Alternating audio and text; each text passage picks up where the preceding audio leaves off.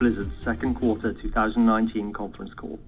With us are Bobby Kotick, CEO, Cody Johnson, COO, and Dennis Durkin, Company CFO and President of Emerging Businesses. And for Q&A, Rob Kostich, President of Activision, J. Allen Brack, Bobby. President of Blizzard, and Hamam Saknini, President of That's King, fucking Bobby. join us. All right. I would like to remind everyone that during this call we will be making statements that are not historical facts.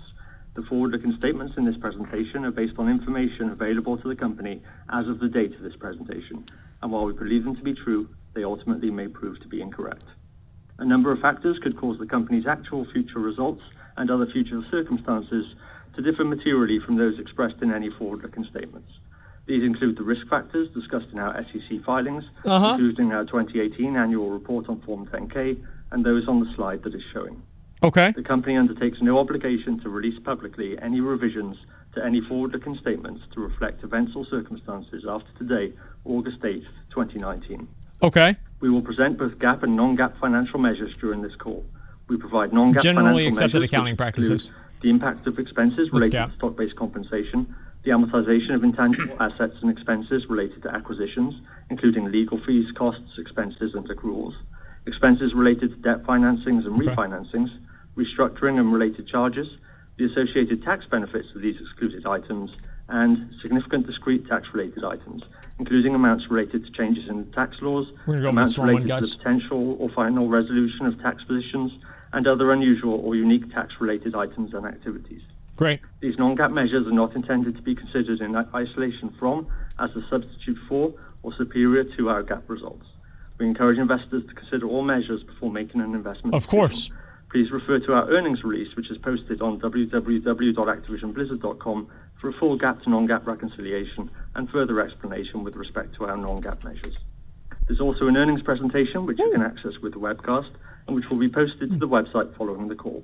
In addition, we will also be posting a financial overview highlighting both GAAP and non-GAAP results. How about that? And now, I'd like to introduce our CEO, Bobby Kotick. Okay, here we go. Thank you, Chris, and thank you all for joining us today. Of course. Our second quarter results exceeded our prior outlook for both revenue and earnings per share. In the first half of 2019, we prioritized investments in our key franchises, and we expect to expand reach, deepen engagement, and drive player investment as a result. We're very encouraged by the early results of this renewed focus. Our 300 million players spend tens of billions of hours every year watching and playing our games. Yeah, they're fucking losers. We believe we're just scratching the surface in terms of fulfilling the reach, engagement, and player investment potential of our franchises. Wow. We see, even more clearly than ever before, the potential for growth across all our franchises as we create great content for new and existing platforms, leverage our wide array of business models, and capitalize on new engagement models. Okay. Each of our business units is focused on delivering more frequent, more compelling, more engaging content, and the focus is already delivering better than expected results.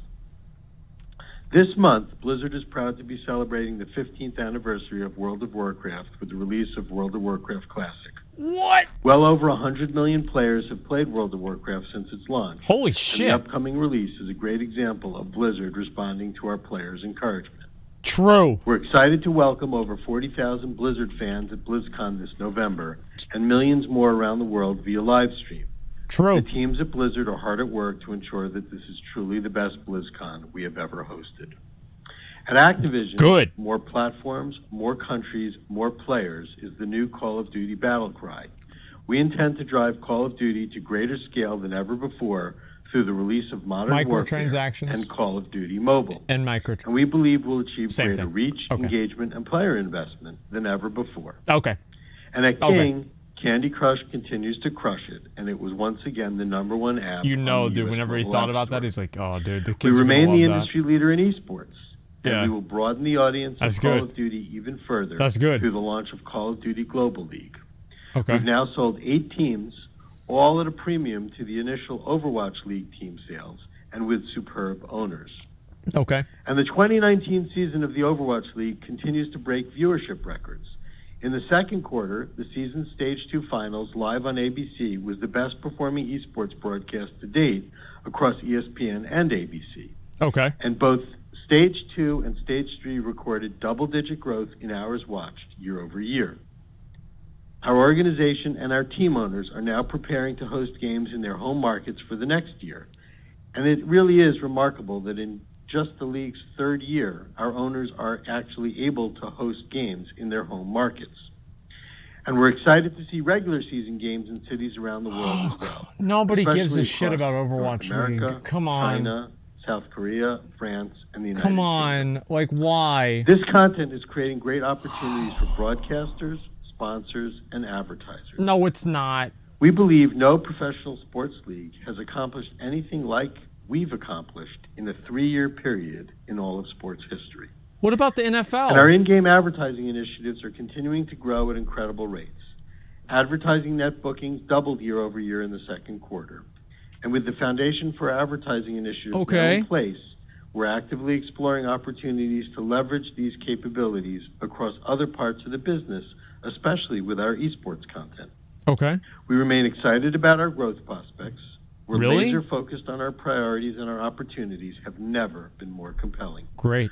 None of our success would be possible without the most talented, focused, committed employees in our industry and the support of our stakeholders. We're grateful for both. What about the customers? And now Cotty will review the highlights of our operations for this quarter. Okay, dude. Thank you, Bobby. Activision-Blizzard exceeded its second quarter outlook with strong creative and commercial execution. Okay. And with top-line performance Yeah. at Activision and favorable cost timing driving operational upside. In our recent earnings calls, I've shared how we're increasing investment in our key franchises this year across Great. Call of Duty, Incredible. Candy Crush, Amazing. Warcraft, Wow. Hearthstone, Nice. Overwatch, Good. and Diablo. We're expanding our development teams and resources It's calm so down. we can accelerate the delivery of content in our pipeline and pursue new business models, broaden our communities. New and delight our business players. models. I'm These excited. expanded teams are working on innovative new content across console, PC, and mobile for both in-game content and for new releases. Most Okay. of the work underway will set us up for future growth, but we also saw encouraging early progress in several of our flagship franchises. In particular, new in-game content for Call of Duty, Okay. Hearthstone, and World of Warcraft reinvigorated those communities and drove improved Q2 trends. In Black Ops 4, we saw marked improvement in daily engagement trends since the introduction of the new Alcatraz Blackout map in April, and more frequent events throughout the quarter. Why do they keep And trying our to do ongoing work COD? to offer even more compelling in-game experiences. Maybe I'm just delivered not the target strong audience. year-over-year I don't really growth care about for net COD. bookings from I in-game never items have. versus World War II. In Hearthstone, a great response to the Rise of Shadows expansion and to substantial new single-player content led to net bookings growth versus the prior quarter and versus the Q4 expansion. Okay. And World of Warcraft saw growth in subscribers in the second half of the quarter, Oh. driven by both the Rise of Ashara major update late in the quarter and by building excitement around the How imminent about launch that? of World of Warcraft Classic. True. Now, we recognize Very that true. these are early signs of progress, and that there is more work ahead. But the enthusiasm with which our communities are responding again highlights the growth potential of our franchises, and we intend to build on this progress as we continue increasing investment in our key franchises in the second half. Okay. I'll now provide more detail on our Q2 results against our three key metrics: reach, engagement, and player investment. Okay, here it is. Starting with reach, which was 327 million monthly This is what active matters users in right here. Q2. Activision monthly active users were 37 million. Reach was lower year over year due to the exclusion of Destiny monthly active users and a decline in Call of Duty catalog. But importantly, Black Ops 4 monthly active users grew year over year and throughout the quarter versus last year's title. Wow. We think this is Surprising. a result of the increased frequency and quality in live operations, including seasonal events, new gameplay, and immersive new in-game experiences across the Black Ops environment. Engagement was high, with hours played in Q2 growing over 50% year over year versus the last title. That's and a we lot. plan to continue our investment in development talent, tools, and analytics as we look to build on this momentum in Q3 and beyond. Okay. Elsewhere at Activision, our strategy of remastering our rich library of beloved IP continued to deliver with the Q2 release of Crash Team Racing Nitro Fueled. The game The fuck enjoyed is that? positive critical reviews and strong sales, The particularly fuck is through that? digital Like, I don't even know what the hell that is. Moving on to Blizzard, what is which that? had I don't even 32 know. million monthly active users, up slightly from Q1. Hearthstone monthly active users increased sequentially following the release of the Rise of Shadows expansion and deeper, more engaging single-player content in the quarter.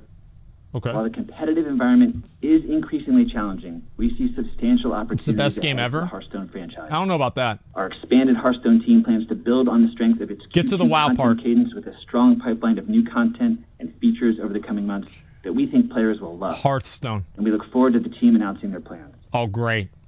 Overwatch Great. monthly active users were relatively stable sequentially, with engagement increasing following the release of the Workshop, which enables the community to flex their creativity and build their own modes. Okay. Hundreds of thousands of new game modes have been created and played in millions of sessions already. And in World of Warcraft, subscriber numbers have increased since mid-May, following the release date announcement and beta for Classic, and the rise of a Shara content update in late June. The World of Warcraft team's focus on delivering substantial incremental content in non-expansion years has resonated Castor, thank you very much with for the current votes. Thank you very and much. lapsed players. Thank you, dude. And community Crystal. excitement Sorry, around Crystal. Classic continues to build ahead of its August 27 release. Blizzard will be supporting the release with a major awareness campaign for the large community of players who've been a part of World of Warcraft over the last 15 years. King monthly active users were 258 Okay. million. All right. Fuck yeah. 4% lower year over year. Fuck yeah, due to dude. declining reach for their web titles. That's great. Affecting smaller games more generally. We've been waiting But for most this. importantly, Candy Crush monthly active users grew year over year, driven by growth in the original Candy Crush saga and the addition of Candy Crush Friends. King continues to expand live services, features, and content across the Candy franchise to drive both reach and engagement. In fact, in recent weeks, the team released the 5,000th level for Candy Crush Saga. Just another remarkable milestone for the title. Incredible. I can't believe Which Candy brings Crush me to is our doing second so key well. metric, engagement. Okay. The King Network continued to engage deeply with total time spent in the Candy franchise growing strongly year over year. And across our franchises, we continue to see strong engagement from our communities. At Activision, the Call of Duty franchise saw double-digit year-over-year growth for total hours played in the quarter. And at Blizzard, daily time spent per player increased year over year. Good. Yeah, because Bobby people have highlighted, shit to do. Esports remains a growth priority for the company. Exactly. Where we celebrate player That's achievement great. and community passion, provide high-quality spectating experiences, Fuck as well as yeah. further strengthen the durability of our franchises and generate new revenue and earnings So there we streams. go. Overwatch League hours viewed continued to grow year over year in the 2 stages held during Q2. Season to date, viewership and average minute audience have grown well into double digits year over year. Okay. And as we prepare for the new Call of Duty city-based Opie, thanks for league 5 subs, starting man. next Appreciate year, it. Thank you. Call of Duty World League continues to enjoy momentum, with average minute audience for our 2 events in Q2 growing around 50% year over year. Okay. Our third key metric is player investment. In-game content, features, and services delivered approximately $800 million of in-game net bookings this second quarter. King was the biggest contributor, with Candy Crush again the top-grossing franchise in the U.S. app stores, as it has been for the last 2 years. Okay, great. King's advertising Amazing. business continues to ramp, with net bookings growing sequentially and doubling year over year. That's The business awesome. remains well on track That's great. to exceed $100 million in net bookings this year. For the rest of the portfolio, the largest driver of the year-on-year 100 decline million? in game net bookings is the inclusion What of the hell? Destiny in the year-ago quarter, as well as the fact that We need for to make some a of our mobile game. franchises, we're not yet providing the flow and frequency of content that our communities expect. Okay. We did, however, see clear evidence that our investment in in-game content is. Hearthstone net bookings grew sequentially in Q2, following the release of Rise of Shadows and the introduction of single-player content, outperforming Q4's expansion. And for Call of Duty, we saw strong Black Ops 4 engagement trends, matched by players investing in the new content. Black Ops 4 net bookings for in-game items grew year over year versus World War II, and This is are a ahead of billion-dollar World War company. II on This a audio comparable quality is like-to-date great. basis. Looking forward, we plan to build on this strong engagement around a Call of Duty. Remember franchise this, like, with new remember- where else experiences is in the this? coming months. We're continuing to make Okay. great progress, laying the groundwork for the new Call of Duty Esports League, which will launch with teams hosting games in their home cities in 2020. On the mobile side, Call of Duty Mobile is currently in soft launch in Canada and Australia. The early Okay. performance indicators and consumer interest are very encouraging, although we continue to plan conservatively on our financials for the launch. And on October 25th, we have the global console and PC launch for Modern Warfare, an incredible rebirth of the celebrated shit series about developed by the Team COD. Infinity Ward. Talk Built on a about new engine, Fortnite. with step change in visual, audio, and Come gameplay fidelity. on. Modern Warfare is breathtaking. There's just no other word for it. It includes a great campaign set in the current day that we think stands apart from anything else in the industry and will appeal to both existing fans and new players. Gunfight is a new 2v2 mode with dedicated close quarters maps that brings a lot of fun to the franchise. Is it The really fan-favorite breathtaking? Special Ops co-op mode returns with more replayability than ever before. And as we announced last week, we think Modern Warfare delivers the industry's ultimate multiplayer playground. The game will not only feature the multiplayer gameplay that our fans know and love, Oh my but god. also modes that support 20v20 firefights and an epic large-scale experience that will support more than 100 players. Okay. The game also delivers a phenomenal built-from-the-ground-up PC experience, and for the first time in Call of Duty history, the game will support cross-platform play. That's Last week's actually multiplayer good. Reveal That's very good. 36 of the world's most prolific streamers playing against one another under one roof held the #1 spot on the industry's top viewing platform, and the response from fans has been the strongest we've seen in years. Wait, And what fans about will get me? a first taste of the action in our multiplayer open beta in September. What We have about a me? number of surprises in store after that, Wait, what? including the largest post-launch content pipeline in franchise history. The fuck? Now, we know we're at an important time for the Call of Duty franchise. Son. We feel that we're well prepared to deliver fantastic experiences across esports, mobile. Bobby and cancel my in-game invite? So in Son summary, of a Q2, bitch. we made good progress. In several of our franchises, we saw our communities respond to the improved cadence and quality of in-game content, enabled by our increased investment in development. Okay. We see this as a proof point that we're taking the right actions to return the core business to the growth we know is possible. And the ongoing momentum in our esports and advertising initiatives highlights the potential to further enhance the reach, engagement, and monetization of our portfolio. Incredible. I'll now hand the call over to Dennis to discuss our financial performance. Dennis? Okay. Thanks, Scotty. Today, I will review our better-than-expected Q2 2019 results, as well as our outlook for Q3 and the full year. Q2 GAAP and non-GAAP EPS were ahead of our prior outlook. I think I Key see why they factors did included store mounts business now. overperformance and favorable cost timing, as well as an equity investment gain and a lower tax rate. To review the quarter, I'll start with our segment results. Activision revenue was $268 million, down year over year against a comparable that included Destiny. Key quarterly contributors were Call of Duty in-game revenues and the successful launch of Crash Team Racing Yep. Nitro Refueled. Wow. Operating income was $55 million with an operating margin of 21%, which was 4 percentage points lower year over year due to lower revenue and mix effects. Blizzard revenue was $384 million, lower year over year due to a decline in-game revenues. Operating income was $75 million, with the revenue decline partially offset by lower costs. Blizzard's operating margin was 20%. King revenue of $499 million. Now we know why was they're roughly doing the flat store year over mounts. year and modestly higher in constant currency. Now we know. Candy Crush net There it bookings is. grew year over year, with the ads business doubling over the I same love store period. mounts, guys. They're great. Operating income was $171 million and an operating margin of 34%, which is consistent sequentially and year over year. Now let's turn to our consolidated results. Unless otherwise indicated, I will be referencing non-GAAP figures. Please refer to our earnings release for full GAAP to non-GAAP reconciliations. For the quarter, we generated Q2 GAAP revenues of $1.4 billion, $81 million above our May guidance. This includes the net recognition of deferrals of $189 million. Net bookings of $1.21 billion were $57 million above our May outlook. Okay. We incurred a GAAP-only restructuring charge of $22 million. We recognized an unrealized gain on an equity investment of $38 million, Of course. which is included in our GAAP and non-GAAP EPS. Absolutely. And we generated Q2 GAAP EPS of 43 cents and Q2 non-GAAP EPS of 53 cents, which Naturally. was 18 cents above guidance. Yes. These figures include the net recognition of deferrals of 15 cents.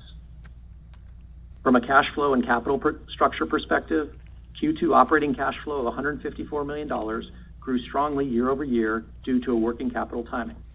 We paid a cash dividend of 37 cents per common share, Yes. which was up 9% year over year. You guys writing this down? $283 million in aggregate to shareholders of record as of March 30th, 2019. Our cash and investments at Write the end this of down, June guys. was approximately $4.7 billion, and we ended the quarter with a net cash position of approximately $2 billion. Okay. Now let's turn to our slate and outlook for the second half of 2019. Blizzard released Hearthstone's latest expansion, Saviors of Uldum, this week, and is Wow. launching World of Warcraft Classic globally on August 27th. The team will continue to support Overwatch with new content and events, and is preparing for the release of Warcraft 3 Reforged later in the year. When is that King going to is happen? I'm planning looking forward to numerous that. features and innovative live ops across its portfolio. And Activision will build on the strong engagement for Black Ops 4 with additional features and seasonal content for the Call of Duty community. Okay. At the same time, the team will be ramping marketing as they prepare for the launch and ongoing support of Call of Duty Mobile and, of course, Modern Warfare, our most important release of the year on October 25th. Before I discuss the specifics of our outlook, I'd like to provide a little context. First of all, I would note that a significant proportion of the earnings upside in Q2 was driven by timing and lower than forecast costs. And given the abundance of potential we see with our What the fuck is COD we Mobile? still intend to invest most of these amounts during the year. But as we turn our focus to the back half of the year, we continue to feel great about how our key H2 releases are COD Mobile. Encouraged by our progress against our key initiatives. At the same time, the environment remains competitive. The ongoing shift to digital means retail dynamics are a risk factor. Okay. Business models are evolving, and FX headwinds have increased since we last provided guidance. So no physical As copies. a result, we see a wider range of possible outcomes in the second half. With all that said, we feel great about how the second half is shaping up. We are maintaining our net bookings outlook for the year and are increasing our full-year GAAP and non-GAAP EPS outlook. Now on to the numbers. For Q3 on a GAAP basis, we expect net What about revenues StarCraft? of $1.1 billion, including the recognition of GAAP deferrals of $5 What's million. happening with that? We expect net bookings of $1.1 billion. Curious. When you model Q3, bear in mind that last year benefited What about from that, the dude? Battle for Azeroth expansion, and Activision's results included the Destiny Forsaken expansion. Mm-hmm. We expect product costs, game operations, and distribution expenses Yep. of 29%, and operating expenses, including software amortization, of 66%, Okay. and a GAAP-only restructuring charge of approximately $50 million.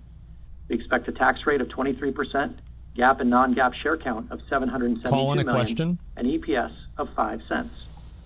For Q3 on a non-GAAP basis, we expect product costs, game operations, I don't know and about that, distribution expenses of 29%, and operating expenses, including software amortization, of 53%.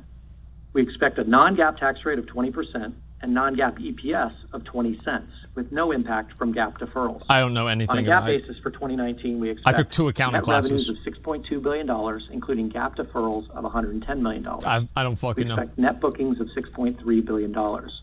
Product costs, game operations, and distribution expenses of 24%, operating expenses, including software amortization, of 54%, and a GAAP-only restructuring charge of approximately $150 million. Uh-huh. We expect a GAAP tax rate of 22%, GAAP and non-GAAP share count of 774 million, and Okay. EPS of $1.41.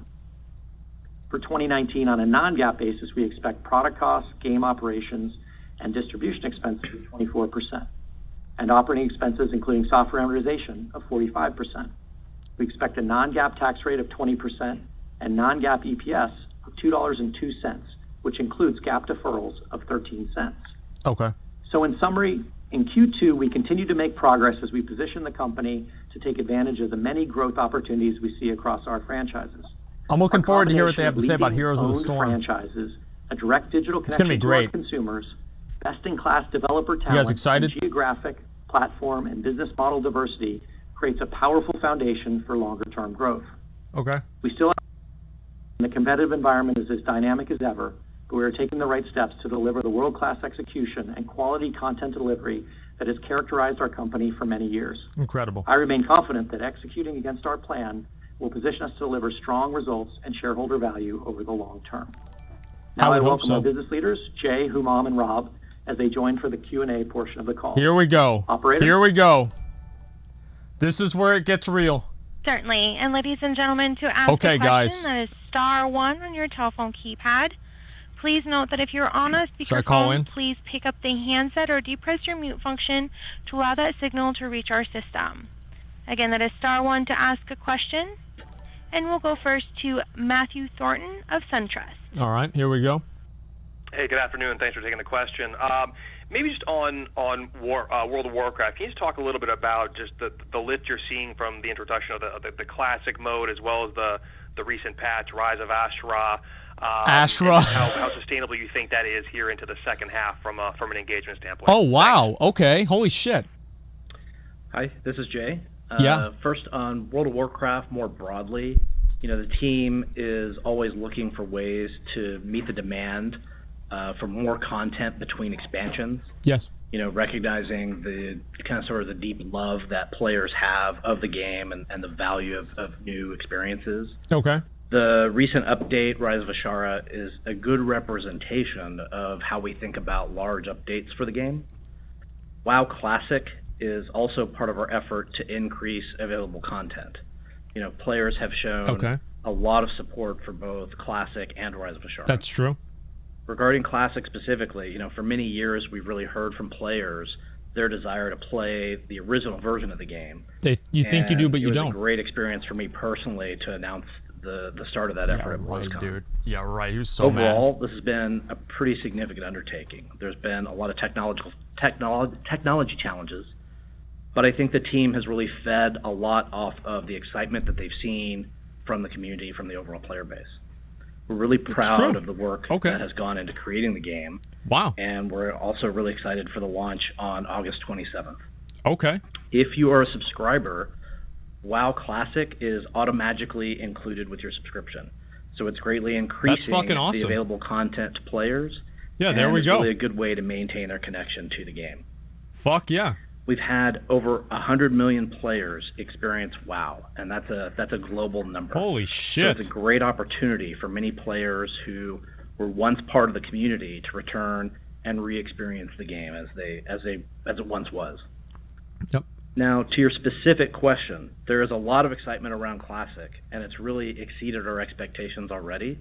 But it's really difficult to predict sustained engagement post-launch. You know, we have seen a lot of strong interest, and you'll see us continue to work to drive awareness around the launch in the coming weeks. Yep.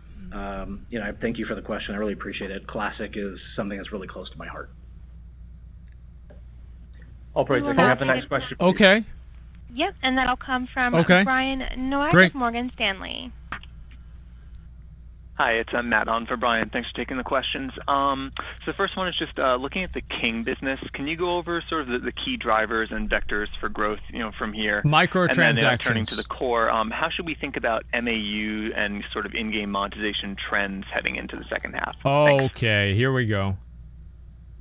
Hey, literally a microtransaction question. Thank you for the question. So after a couple of quarters of MAU sequential growth, overall King MAUs fell a bit to 258 million in Q2. You know, I mentioned on the last call that we tried to be quite disciplined on user acquisition, and we spent less in marketing in Q2 compared to Q1, and so MAUs will ebb and flow over the quarters. But with the headline MAU figure, you don't necessarily see the important underlying trends. One of the most important ones I look at is the MAUs for Candy Crush, our largest franchise, which were up year on year. And with Candy and mobile continuing to represent a larger share of our mix. It's turned up as much as it can be, guys. Don't worry, it doesn't matter what he's saying. Nobody cares about Candy Crush here. Who gives a fuck?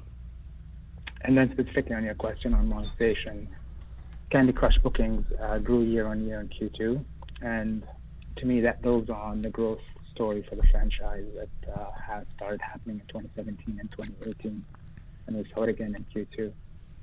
And these long-term trends are really kind of about what we're doing in the franchise and how we continue to invest in content and new features for our players. So we know that content drives player engagement, and you heard we just released the 5,000 level and the original Candy Crush, a great milestone for the game. But content is much more than just adding levels. Really? We're adding innovative features and live ops that tell that to BFA. Create many different ways for our players to enjoy our games. And that means that we offer fresh ways for everybody in the titles to engage with our titles, whether they're just starting or where they're at level 5,000. So, and on top of all of this, we're level adding new features which drive monetization. So as I look forward, we have a pretty strong pipeline of these features planned for the coming quarters, and they'll continue to deliver these features to our players to drive engagement and also monetization. Okay. Operator, can we have the next question, please? Of course, and that question will come from Mike Ng. This better be about Diablo, Mike. Hi, thank you very much for the question. I was just wondering if you could talk a little bit more about the future of the Call of Duty franchise. Specifically, it seems that with a focus toward Call of Duty titles that might have the potential to sustain over multiple years, we may be going toward a business model that doesn't necessarily involve annual COD releases, but instead a few franchises that are perpetual live service games. Would that be consistent with what your vision for the future of Call of Duty looks like? No, they're gonna keep selling it as a box game. Like, hey, Mike, it's Rob. Thanks for the question, and it's a good one at that because we're taking some important steps. They already answered this last investors call. Overall, and there's probably a few things that I've mentioned. They talked about this before. Now, obviously, Call of Duty Mobile, it's going to be an ongoing live services title. We're building a huge stream of content and events to keep our players around the globe having fun for the long haul on this. Oh, I'm having so much fun. But if I look over on the console and PC side, we do still see new launches as a critical part of our future. Yep. These new releases have been and continue to be huge engagement drivers for our community because they bring a robust set of new experiences to our fans. Now, that said, obviously we want to also build player engagement here over time as well. We're very committed on this front, and you're going to start seeing that in a few ways. Okay. First, with Modern Warfare, we're going to have cross-platform play, as Cody mentioned, and we're also not having a season pass. Now, this is important, and we're doing this because we want to build one massive community where everyone can come together and have fun each and every day. And to support that community as we go forward, we're investing significant resources in post-launch content, events, and new ways to play that we think fans are going to really love.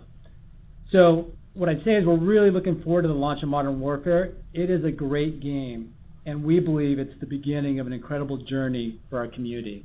Thanks. Hey, Mike, it's Cody. I might just jump on to the question just to talk more broadly, not just Call of Duty, but also the rest of the franchises in our portfolio. Because I think the question is broader, really, about how we think about live services. And, we recognize that the key to player engagement is really, great ongoing and frequent content coupled with, core gameplay features and services that really keep players engaged. And, you've heard that today, the investment that we're putting against that initiative and the resources we're bringing to bear and the earlier results we're seeing are really meant to think about our franchises as live services. That said, we do see across many of our franchises, major upfront launches as a very effective and important way of making money, to refresh the franchise, to drive innovation, to reach out to new players, to expand the community. And so in the resources that we're putting into our franchises, by expanding the community, making a new hoop for them to jump through. Both worlds. Okay, yeah. We can get live services. Give me a fucking break. And major upfront launches to really drive innovation and to refresh the franchise and expand the community. Come on. So you'll continue to see big launches from us, and we're looking forward to telling you more about those in due course.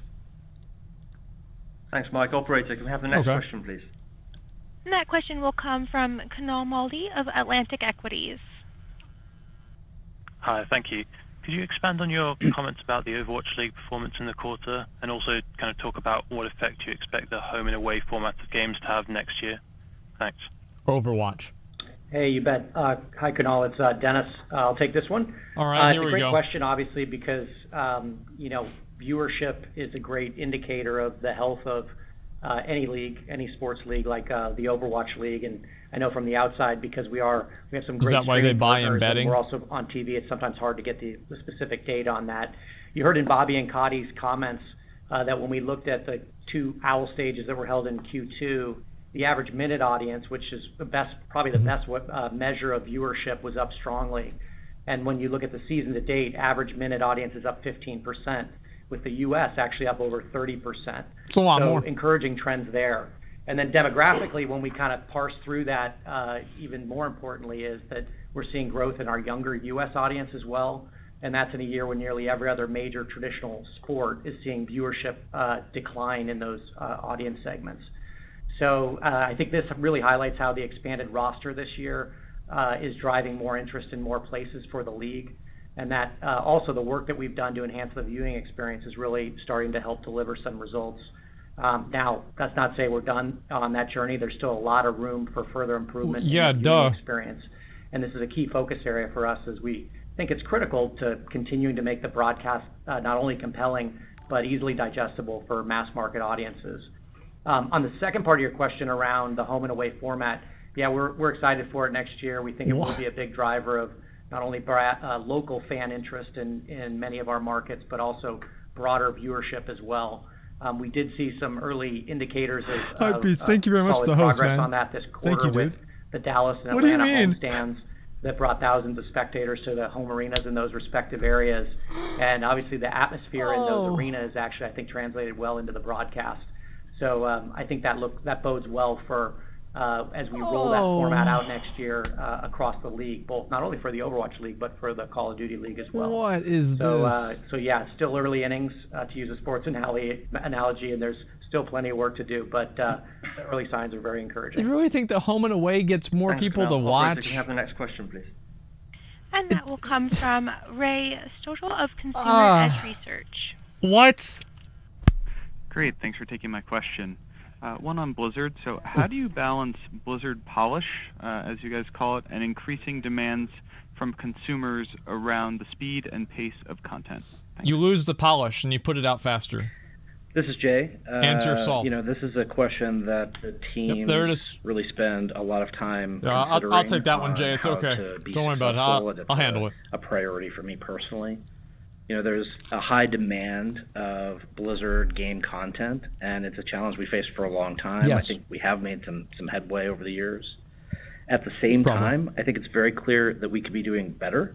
Yes. And that was one of the driving reasons for us increasing the amount of developer talent at the company, as well as really focusing on our priorities this year. Good.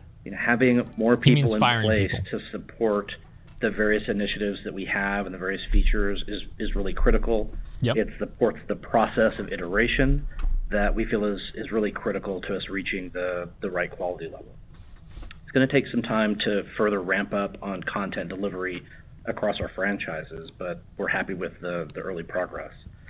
We've seen significant new content for Hearthstone and for World of Warcraft just this quarter, and those were both very positively received by both communities. I would generally agree with that, yes. That's how we're thinking about Blizzard quality. Internally, we talk about craftsmanship. True. And to us, that's about meeting our expectations as well as the player expectations, both in terms of frequency of content and in the level of polish. And so when we say that we're aiming to release more Blizzard game content for our players, it means that they can start to look forward to not just more Blizzard games, but more Blizzard quality gaming experiences across the board. That's right. Operator, can we have the next question, please? We got to talk about this afterwards. And that will come from Alex Gamble of Jefferies. Great, thanks for taking the question. Ask about StarCraft. I was just hoping to get an overall update on the advertising opportunity at King and whether you're still confident in the ability to scale that business over time. Thanks. We'll see how that goes. Hey, Alex. Thanks for the question. It's Humam. So we have a lot of momentum in advertising right now, and I still see a substantial opportunity for ongoing growth. Okay. Let me give you a little bit of color on that. So on the demand side, the native video ad product is in a safe, premium environment, and that's differentiated proposition for the advertisers. And we're seeing both new and returning brands recognize this. And as we are seeing this, we are continuing to build our sales capability. So we have a number of strong partnerships as well around that with ad platforms that help fill the inventory we're making available. And on the supply side, we recently introduced ads into Candy Friends, our newest Candy title. Oh, yeah, they're doing a server restart. And we're working on putting ads into Candy Crush Jelly Saga and Pet Rescue Saga in the back half of the year. So we've made good progress on both supply and demand, and we're continuing to increase impressions.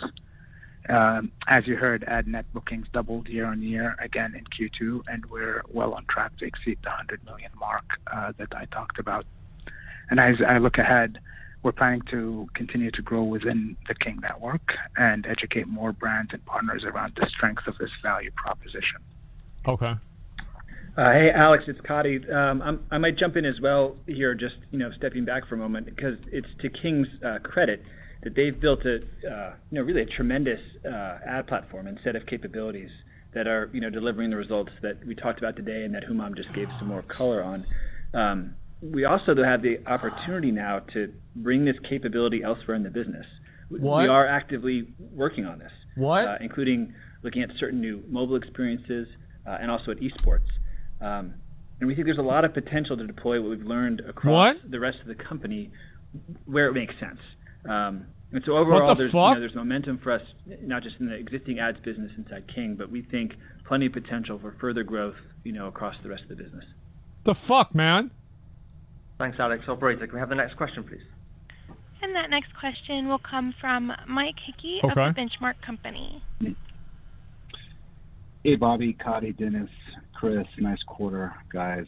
Thanks for taking my questions. Behind me? For just what? Curious, Nothing's going on. Activision Remasters opportunity. Obviously, you have a huge library of IP there to work with. So I guess just how meaningful is your remasters business, and what's the opportunity for further remasters in the future? Thank you.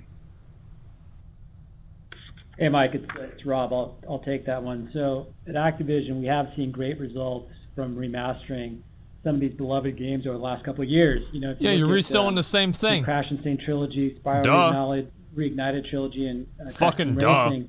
Of course. They're all incredible games, and our teams have done a really great job in modernizing them, for today's platform. The player response to each of these has been fantastic, and I'd say, for example, if you look at Crash and Sane trilogy, that one sold through over 10 million copies. So they're obviously having a big impact on our bottom line and a real impact there. But I'd say what's really important is that it's reaffirming the enduring nature of these franchises for us. And as you mentioned, when you look at our IP library, we think there's a lot of IP in there that fans are going to want to experience again. So on that one, I'd say stay tuned for some future announcements. But, just beyond pure remasters, there are also a lot of opportunities now to innovate and think about totally new content within these IPs. That would be great. As we think about new content. I love it. Opportunities for the business. We love new content within Activision based on our library of IP, and frankly, more broadly across the company, where the company collectively has a ton of great IP. Thanks, Mike. Operator, can we have the next question, please? And that will come from Mike Olson of Piper Jaffray. Hey, good afternoon. Speaking of great IP, you guys have a great track record of creating new IP, but we know suck their dick more that is to do. And just wondering, can you talk about new IP development and how you're thinking about the opportunity there in general? New games. New games. Sure. Okay. Thanks, Mike. Thanks for the question. This is Cody. Happy to talk about new IP initiatives, but first, I do want to just pause and emphasize that we feel fortunate to already have a number of large established franchises with global recognition, lowering expectations. And it's worth pausing there because we feel strongly to see results lower the around expectations. thinking of those as beachheads that we can build on, where there's tremendous scope to innovate inside of them. So that means no new IPs. IPs. Execute on that potential. The company should be and will be substantially larger than it is today. And we think this is not just true for ourselves, but broadly in gaming and entertainment, where large established franchises really do give you a significant competitive advantage. And we're leaning into that. That said, that doesn't mean we're only focused on the existing portfolio of franchises. We have new IP projects underway across each of the businesses. And as you mentioned, we've had we think one of the best or one of the top track records of putting out new IP, and part of the reason for that is that we have a very rigorous greenlight process through which we put new ideas. That's why it takes forever to do anything. Working at creative, at commercial, at design, at every stage of development, from prototyping all the way through to build and testing, and it's a high bar. And honestly, many and maybe most ideas don't make it through. But we think that rigorous approach is the right one because of the demands of the fans and of the industry are increasingly significant. You have to be disciplined about the process, not just because it's the launch of the IP, but it's about sustaining it and growing it over time. That's by far the best experience for the players when you can launch and sustain and grow. It's also, by the way, by far the best business model, and it's what really drives the returns. And so that's what we look for. And that high bar, means that it takes time for us to bring, games to bear. And it also means we don't talk about our plans too early. Okay, so nothing. But I want you to be rest assured. Basically we have nothing. New IP initiatives underway. Okay. And given our track record, we feel pretty confident about our ability to have success here, over the Got future. it. Yeah, basically Thanks, Mike. no. Operator, we have time for one last question, please. All right, last one. Here we go. That last question will come from Ryan Gee of Bank of America. Ooh. Hey, good afternoon. Thanks for taking the questions. Just two quick ones, if I may.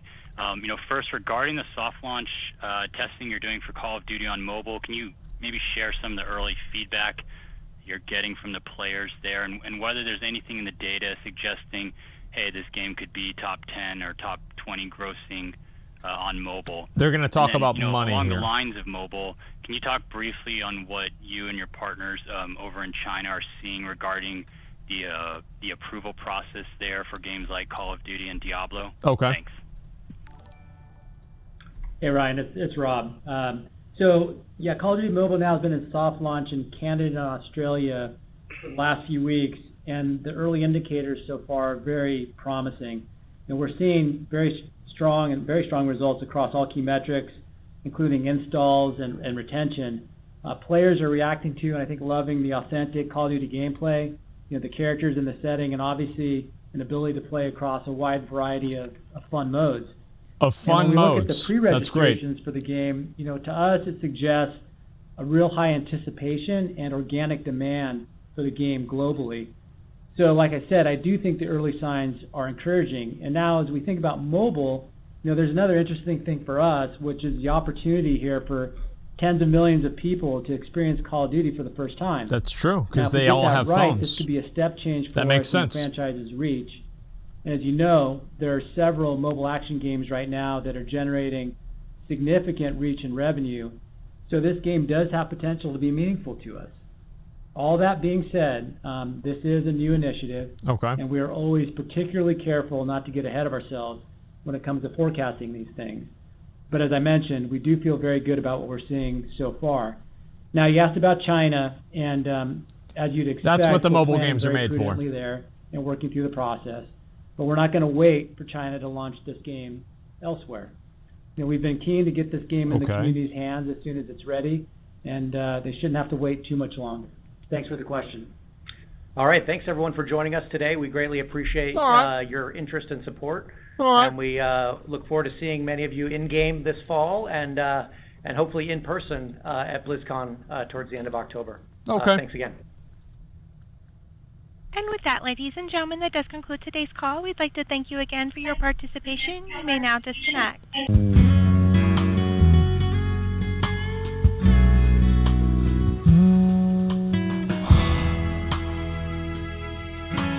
Alrighty.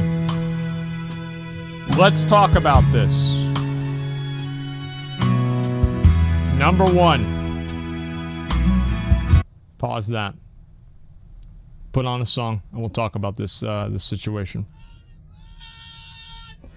Okay, so there's a couple of things you guys need to know. Out of this, we found out a number of things that are very important. Number one, WoW has actually gone up in subs. I feel like this is relatively obvious for anybody that plays the game. What is this here?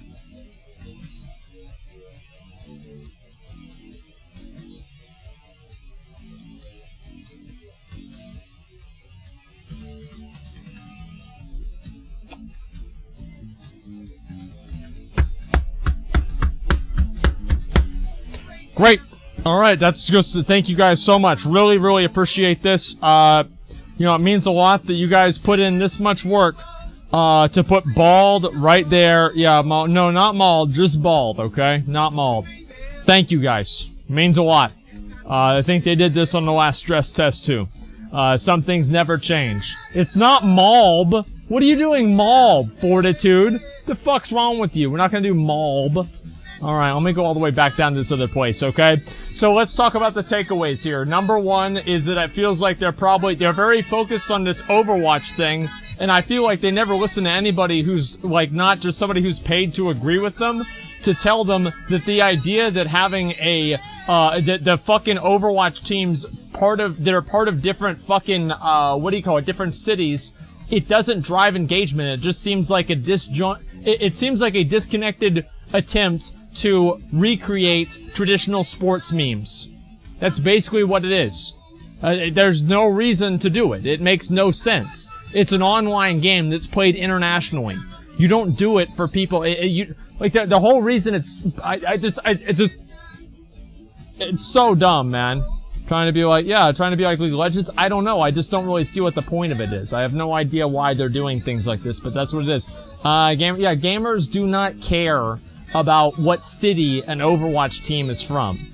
especially whenever the cities that the Overwatch teams are from. Like, I don't know about this, but the cities, it's not like the people that work at those cities, right? Or, sorry, that work in those teams, they play in the games. It's not like they live in those cities, right? They're just basically, like, there. It's like the NFL, or not NFL, like NBA. Is that it? They do? Yeah, I don't really know exactly, like, what the specifics are. But if that's the case, then it's slightly better. But still, the point is, to me, I really just don't see, personally, I don't see the value in something like that. It seems like it's pointless to me. And I would never see that and think to myself, oh wow, that's really cool, I want to watch it now because my home team is playing. Now, maybe I'm wrong about that. Maybe, a lot of other people do think that way. But for me personally, I don't consider it a value add. And if anything, it makes me feel like they don't know what they're doing because they're trying to recreate traditional sports models for themselves.